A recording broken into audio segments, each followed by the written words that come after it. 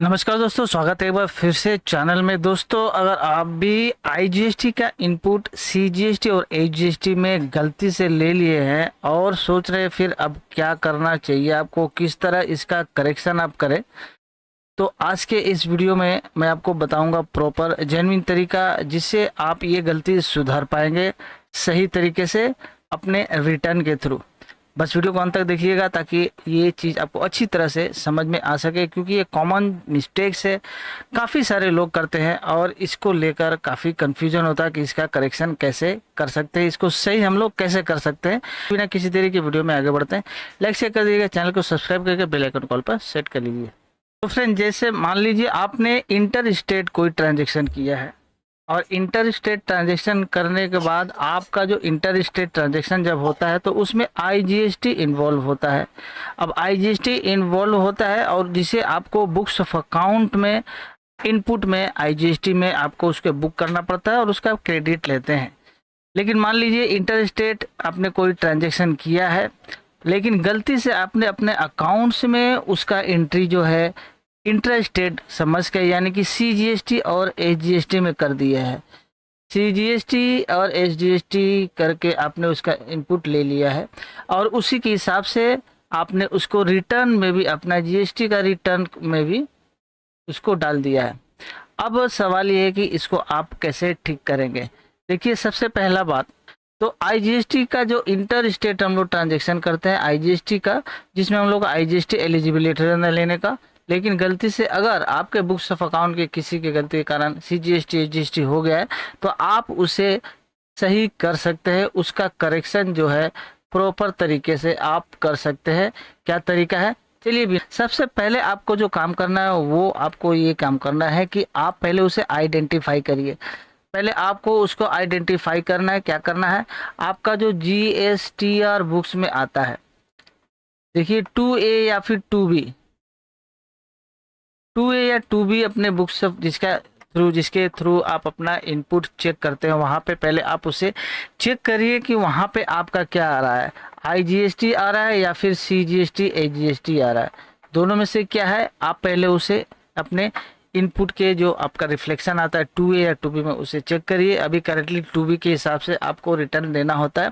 एक बार कंफर्मेशन हो जाने के बाद, जब आप कंफर्म हो जाए कि आपके बुक्स ऑफ अकाउंट में आपने आईजीएसटी के जगह पे सीजीएसटी और एचजीएसटी ले लिया है, तो अब आपको उसको करेक्शन कैसे करना होगा।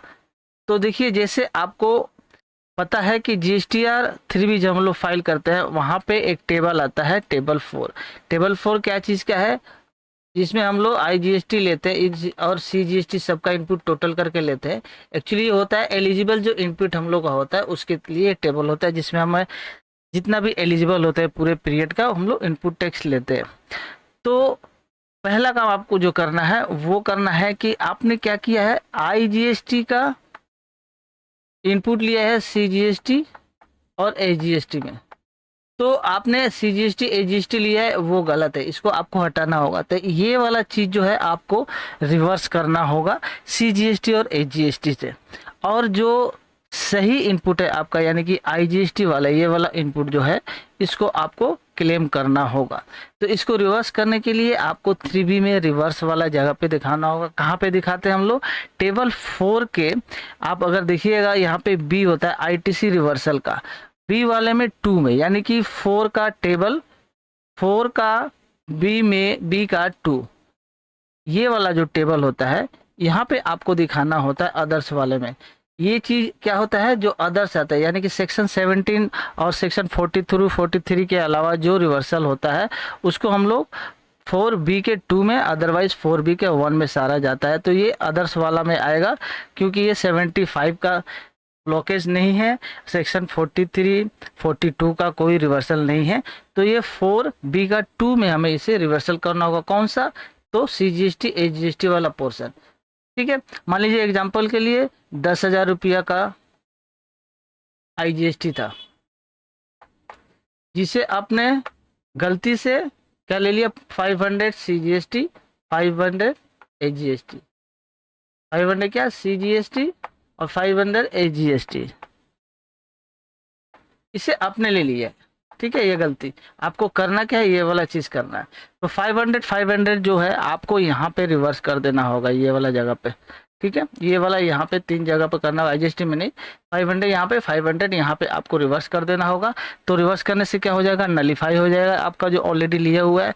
और 1000 रुपीज़ जो क्रेडिट आपको एक्चुअल में मिलना चाहिए, उसको अब आपको लेना है कहाँ पे, 4 का 5 वाला, ये जो अदर वाला टेबल है यहाँ पे, यानी कि यहाँ जो हम लोग लेते हैं अदर्स आईटीसी में, वहाँ पे आपको इंक्लूड कर देना है। आईजीएसटी का 1000 वाला जो अमाउंट है, इसको आप यहाँ पे ऐड कर लेंगे टोटल जो अदर्स वाले इनपुट में हम लोग इनपुट लेते हैं। इससे क्या हो जाए कि आपका जो सीजीएसटी जो गलत लिया हुआ वो भी नलीफाई हो गया, और आपका जो आईजीएसटी जेन्युइन है वो आपको अब मिल जाएगा।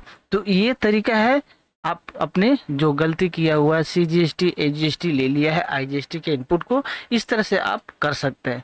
मान लीजिए जिस महीने में आपने आइडेंटिफाई किया, उसके अगले महीने के 3B में आप इसे करके अपना करेक्शन कर सकते हैं इनपुट का। ये एक्श्योर कर लीजिएगा कि आपने जो करेक्शन किया है वो आपके जो प्रॉपर डॉक्यूमेंट है उससे रिफ्लेक्ट हो जाए, जस्टिफाई आप कर सके फ्यूचर में, और आपके इलेक्ट्रॉनिक क्रेडिट लेजर में जो होता है वहाँ पे प्रॉपर तरीके से ये रिफ्लेक्ट हो जाए। इस बात का आप एश्योरेंस कर लीजिएगा। अब बाकी आप अपना डॉक्यूमेंटेशन तैयार करके रखिएगा, बैक्ड बाई पूरा डॉक्यूमेंट रहेगा, क्योंकि फ्यूचर में उसे आप सही करके, या फिर कोई कम्युनिकेशन डिपार्टमेंट की तरफ से है तो आप उसे पूरी तरह से जस्टिफाई कर पाए। तो आई होप आपको ये पूरा प्रोसेस अच्छी तरह से समझ में आ गया कि अगर आप सीजीएसटी और एजीएसटी का इनपुट जो है ले लिए हैं आईजीएसटी वाला इनपुट को गलत तरीके से, तो आप उसे कैसे करेक्शन कर सकते हैं। अगर कोई डाउट है, कोई क्वेश्चन अभी भी है, तो आप कमेंट जरूर करिएगा। वीडियो अगर अच्छी लगी तो लाइक से करिए, चैनल को सब्सक्राइब करके बेल आइकन कॉल पर सेट कर लीजिए। मिलते हैं ऐसे प्रैक्टिकल प्रॉब्लम का प्रैक्टिकल सोल्यूशन के साथ किसी और वीडियो में, तब तक के लिए थैंक्स फॉर वॉचिंग।